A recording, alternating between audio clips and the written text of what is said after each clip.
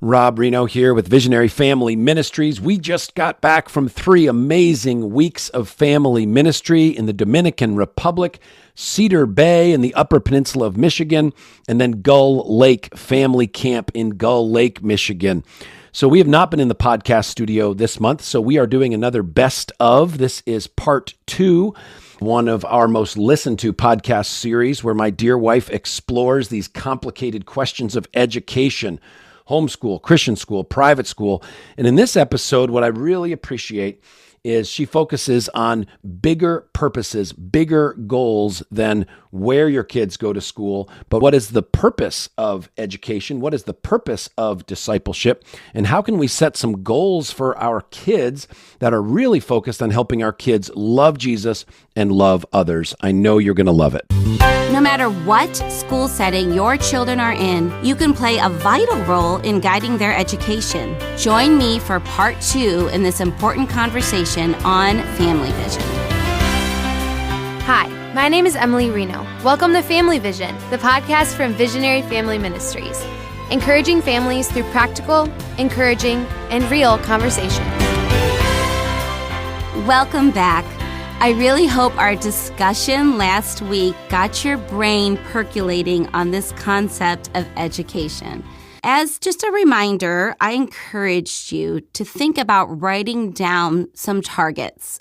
I'm just going to remind you of my 5 targets. They were family first, a sense of purpose or calling by the age of 18, to know the Bible as God's truth, to love learning or understand at least that learning is a privilege, and to be lights in a dark world. So like I said last time, these targets led me to evaluate my education choices carefully, because I was so surprised when I had this instinct to think about homeschooling, because that was such a foreign concept to me, especially in the town I was living in that had just very well-known good schools. In fact, people pay really good money to buy real estate in this town, and specifically even there's certain public schools I feel like that attract even higher real estate value because people like the school so much. So here I am understanding that I don't have to face a choice that I think a lot of parents face, where maybe their public school has a very poor reputation, or maybe it's just a really not safe environment. And that makes a lot of sense that you would be really struggling whether you send your kids there. But that, I just want to be clear, that is not the situation I was in at all. But now the Lord had led me to these targets. And when I looked at them, I started evaluating, okay, for example, family first. If I'm sending my kids to school and their dad is working on all of their breaks and we're really going to have limited family time, how will that help if I choose to send them into not just a public school setting, but even just any traditional, whether it be a Christian school setting? How will that help me reach my target of family first? And I realized that was going to make that target harder. It was going to make it more difficult to do, because I was cutting out a huge amount of family time with the current schedule that we had.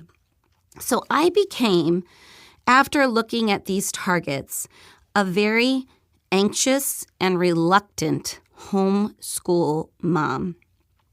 Anxious because I feared that I was depriving my kids of absolutely everything that I thought was so important as a kid.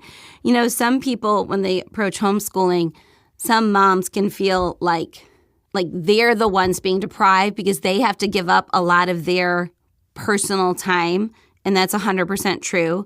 But my mindset was much more, how am I depriving my kids of all the things that these wonderful schools offer? So I felt very anxious about that.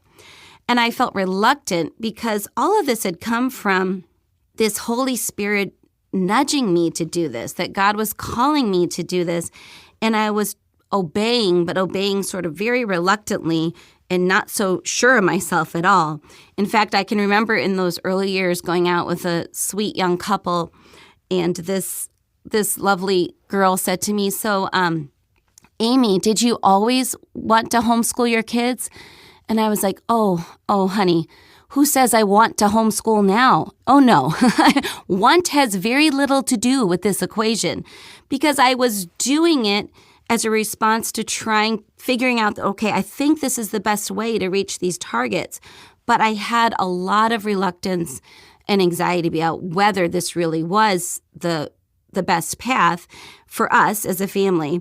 And we just settled on doing it, and Rob reluctantly agreed, but we were just kind of in it 1 year at a time, and then we were going to reevaluate.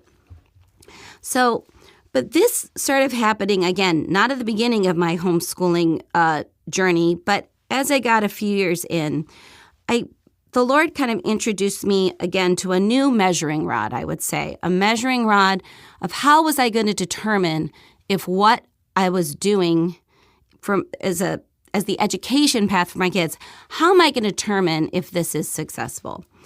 And I call this measuring by the fruit. In Matthew 7:18, it says, "A good tree cannot bear bad fruit, nor can a bad tree bear good fruit." Now, my everyday life was full of lots of problems, lots of different types of stresses about having my kids at home. There was lots of joy, lots of fun, lots of laughter, but I had plenty of problems. And there was those days when those problems seemed so overwhelming, I thought, I just need to throw the towel, put them in school. I'm calling today. I'm done. But as I reflected on that, I realized, I had friends with kids in public school, friends with kids in private school. And you know what? When as moms get together, we typically talk about the problems we're having. And it kind of hit me that, there is no problem-free educational path. That the reality is that I was keenly aware of the types of problems I was having as a homeschool mom. But if I talked to my best friend down the street, she was having her own set of problems with her kids in school. Everybody has problems. Everybody has bumps. Everybody's dealing with something all the time. So when I was having these days where I was ready to throw in the towel, send my kids to school, it just hit me. I'm not doing this because this is going to end my problems. It's just going to give me a different set of problems. So therefore, if I'm not choosing education, because since there is no problem-free educational path, how am I going to choose what should we be doing? And that's when measuring by the fruit is so important. How was I moving toward these targets that I had set up? Was I seeing any fruit in those 5 areas? And the answer was yes. I was seeing lots of fruit. I was seeing that my kids really did enjoy being with each other, much more than I expected. It was surprising to me. My oldest would take his little brother into the neighborhood and play together and with all of his friends. And I really loved that. Like they weren't so age segregated. Because I can remember being at school and if I was in 5th grade, it was weird to have a good friend who was a 4th grader. I was supposed to be friends with just the other 5th graders. And I saw that mentality in our home didn't really exist. So I was seeing fruit. So I was looking for the fruit. Now, when I talk about the problems or the things that weren't going well, one of these things that happens to us, whatever school system you're in, is you get kind of put into a box, and whatever that school system thinks is really important, you kind of take on as a parent as super important as well. So in the homeschool world, reading, I call it like the holy grail of education. Not early reading at all. That's not a big deal in the homeschool world. It's more about, do your kids love to read? What are they reading? Is most of their entertainment in these incredible books and stories that they're hearing? And like reading would just be the favorite thing that your kids would do and your family do. So I felt all that pressure. And I was not a good reader as a kid. I never wanted to read. So being put with that homeschool group and going to homeschool conferences, I'd had a lot of pressure to make sure I was raising these incredible readers. So one story I remember so well was putting our W to bed every night. He was probably 9 years old. And I had picked up this audiobook by G.H. Henty. All you homeschool moms out there know who I'm talking about, but most people have never heard of him. But Henty wrote these incredible books on historical fiction that were just all about true Christian character, but gave you so much history, and they were just the pinnacle of what you would want your child reading. So I put RW to bed every night. I had bought this audiobook that I probably paid $30 for. It was called Wolf the Saxon. And, I put him to bed and I'd put the story on, and then I would be able to hear the story from around the house, and I was starting to really get into it. And I was so excited to learn all these things, and I just thought it was great. So it must have been about 2 weeks that I was, putting, and I was like, oh, RW will listen to Wolf the Saxon, and I'm putting it on, or I'm telling him to put it on. I don't know exactly what's going on, but probably about 2 weeks in, I asked RW, so how far are you in the book? He's like, he's really silent. I'm like, well, you at the part where, Wolf has been in the castle and he's learning about Harold, just dead silence, like nothing. I'm like, so where are you at? We've been listening to this for 10 days. Where are you at? He's like, I'm pretty much at Wolf the Saxon by G.H. Henty. And that was it. That's all he had heard, the title, for 10 days.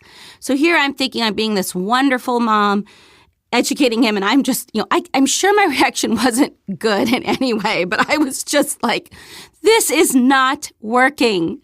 And I, go into this sort of okay, we're just not making it. We're not making the cut. He's only heard Wolf the Saxon. I've been playing it forever. He's going to sleep immediately.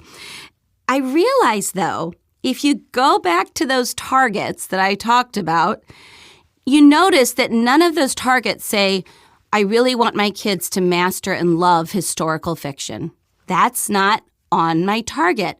So all of a sudden, I was letting something throw me off, tell me, okay, maybe you're not cut out for this because your kids don't do this well.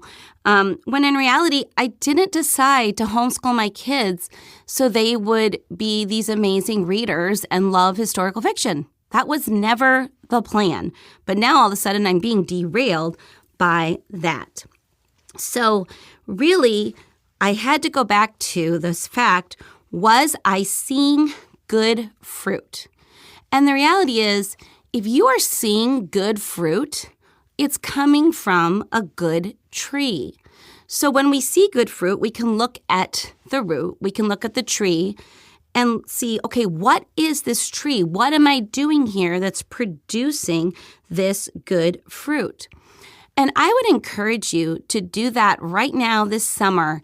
Start kind of evaluating what is the fruit that you're seeing in your family, and ask yourself, okay, what tree is that coming from? That is the way we should be evaluating our educational choices. We're all going to have problems. There is no problem-free path, but we really hope to see good fruit. And I think something that gets parents derailed, if you will, is that we so often can depend on other sources to tell us what is going well with our kids and what's not going well, especially when we're in any sort of educational system. But the reality is who our kids are at home is who they really are. So the most important scale is what we are evaluating as parents. And are we seeing good fruit? And if we're not seeing good fruit, if we're seeing bad fruit, we know that the bad fruit is coming from a bad tree. So we need to evaluate, what's that tree? How can we change that tree? So measuring fruit is a key way to help you develop your own educational philosophy, because you are seeing the picture. You're seeing a picture that the school teacher, the Sunday school teacher, the coach doesn't see. You have the picture of who your kids are at home. But I'm going to end this time or go into a time of telling you something that you, again, can do right now that really helped me as a mom in educating my children or discipling my children. I'm going to talk about what it is to set goals for our kids. This kind of comes from me doing things, I don't know if the wrong way, but just sometimes you're in a cycle like a hamster on a wheel and you really can't see anything. You just keep going and going and going. Well, my first 4 years of homeschooling were a lot of this. I'm just on a wheel and I'm trying to figure it out, but I'm going and going and going.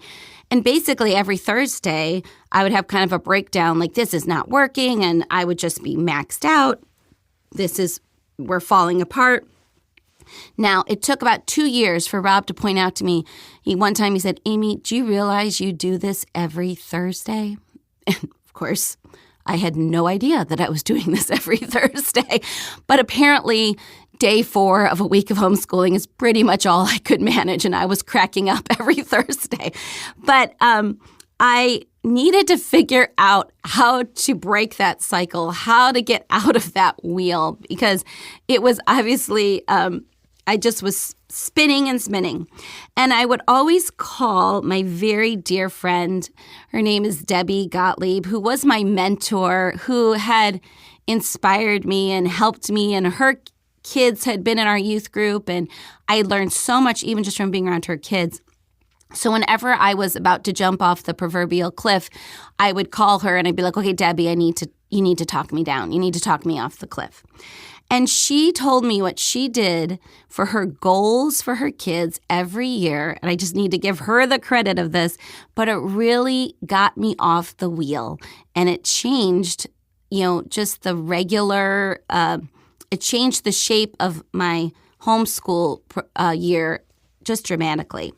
So this is what she said. She said, Amy, first of all, always write down every year the spiritual goals that you have for your kids, because their relationship with God is the most important thing in their life. Second, write their social goals, because their relationship with others is the second most important thing in their life. She's like, then after you do that, write academic goals and life skills. And I was like, wow, that's really powerful. I didn't have any goals at all. I was just taking curriculum out and just doing my best with trying to get through the math book every year. So it just was so amazing to rethink about, just like the targets that kind of shaped my big picture, this concept of these goals were a way to shape every year and just kind of, reshape my focus. At this point in time, Robin now joined me in this homeschool adventure. He was 100% on board. So we would pray and do these things together every year. And I just want to read an example of what that looks like. And this were the goals for one of my kids that was actually in high school.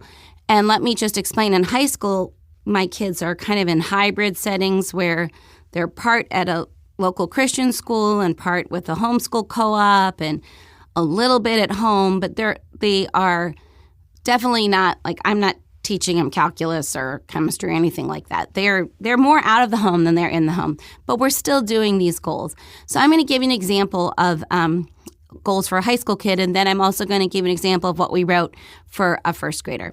So for example, this child, their spiritual goals were consistency with Bible reading and prayer, attentiveness at family worship, serve in tech, faithfully at church 1 time a month. Consider serving on the worship team, not just when you're doing it with mom. In our church, I can serve on a worship team and all of my kids help me. I'm one of the worship leaders. But this was sort of pushing them maybe to take their own initiative there.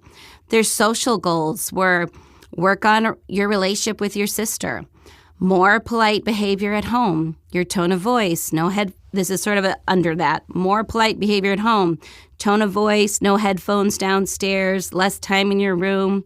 Do not go straight to your computer when you get home. Ask permission to check out and watch TV. So that was just how we were giving him some concrete ideas for what polite behavior at home would look like. And then just more communication.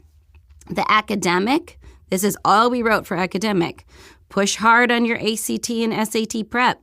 Academic planning, including college visits. Planning with coaches for playing sports in college. Continue diligence with homework assignments. Finish your Spanish 2 strong. And stay on top of your new math program week by week. Then their life skills were just consistency in routines and chores. Look at your list without being asked. Answering email and text. Responsible driving. Set an earnings goal for your junior and senior year, and brainstorms way to get involved with the VFM ministry. It was just a way for Rob and I to say, okay, where is this child at? Where do we want them moving forward this year? So what we would do is we would write goals like this down and take the child out individually for breakfast or lunch, and we'd go over these goals to see what they felt about them. We'd get some input from them. After that, we would pretty much just put the goal sheets, give it to them. They would get a copy, we would get a copy, and this is kind of the part that's even kind of embarrassing to admit. We didn't really revisit the goals until the next year. So we'd go through them, we would set them. There was no monthly, like, how are you doing, or checks or anything like that. But the amazing part was pulling out the goal sheet the next year and seeing what God had done and where we had seen progress, where we didn't make any progress at all. What do we need to still working on? What have we mastered? But it really was a way of even just praying over the process and setting a vision. These goals empower us as parents to help our kids know that we're in this together. We're the main disciplers or educators, if you want to use those words interchangeably. And again, you can do that in whatever setting your kids are in. I'm going to give you just another example because I think it's helpful to hear what goals might look like for an elementary child just to see the difference. So for a young child, their spiritual goals were read all of the beginner's Bible, pray with your brother before bed, work on Bible memory for Awana, and work on your school memory verse. Social. When talking with adults, work on being polite and talking clearly. Grow with your manners, saying please and thank you and not interrupting. Spend special time with each of your siblings. Academic, finish your math book. Continue to work on handwriting. Write in your journal and finish your phonics book. That was it for academic. Life skills, do a good job sweeping the floor, staying focused. Learn to wipe the kitchen table well. Work on cleaning your room with your brother once a week. Make your bed each morning. Put your clothes away in drawers or in laundry. You know, if you come to the Rienow house, you will notice right away that the whole making your bed, cleaning your room, putting your clothes away, those are things we're constantly working on. They're on our goal sheets pretty much every year because that's not a huge strength in the Rienow household. I just think that this process really changed me as a mom. I guess this goal process, what it did is really help me to get my academic priorities in the proper place, that it didn't need to take over our home. And what's funny how I've listed them: spiritual, social, academic, and life skills. If you ask my kids, they will all tell you that life skills are actually more of a priority than academic even, because that's just the way we run our home. I would just encourage you that you have a lot more power than you think that you have as a parent. And remember that you are the ultimate discipler. You're the one that's going to stand before God and give an accounting on how you discipled or educated your children. So, take the opportunity to put some investment and intentionality into that. I really think it'll encourage you. So we're going to continue in this series of education, but what I'm going to do in the next 3 episodes is to take some deep dives into the pros and cons of public education, Christian education, and home education.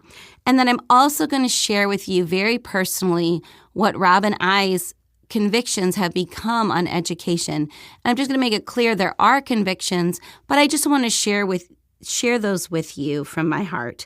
And I really hope that these next sessions going forward, again, will just give you more tools as a parent to kind of go eyes wide open into this new school year, side by side with your kids. So thank you so much for listening today. I'd like to close us in prayer again. Heavenly Father, we are talking about some pretty sensitive topics when we start talking about education. And everyone, as I said, we have problems, right? It's difficult, Lord, for us to just navigate parenthood. And a big part of parenthood is how our kids are being educated. So I just pray again that you would encourage everyone listening today. Remind them of how much you love them. Remind them that you have fully equipped them to do this job well and that you are with them every step of the way. So we pray these things in Jesus Christ's name. Amen. Well, I hope this conversation with Amy today was a big encouragement to you. And now I want you to go and listen to those 3 episodes that she mentioned at the end, where she talks about the pros and cons of public school, Christian school, homeschool. Just go to our YouTube channel, Visionary Family Ministries, search for the word pros, P-R-O-S, or cons, C-O-N-S, or search our podcast on any podcast platform, and you will find those 3 episodes. I know you'll be encouraged with biblical principles and a practical game plan to navigate these difficult waters of educational choices, and more than anything else, help your children follow Jesus. We look forward to our next time together with you on Family Vision.